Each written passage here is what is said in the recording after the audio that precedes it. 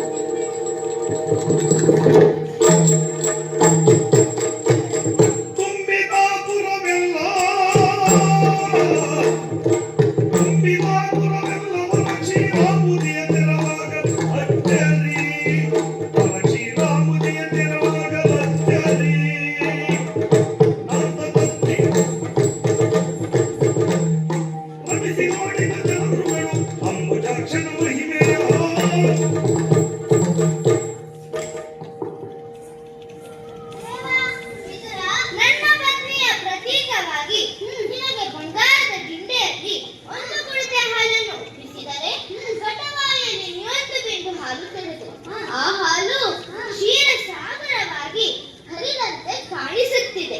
ಎಲ್ಲ ನಿನ್ನ ಮಹಿಮೆ ಕೃಷ್ಣ.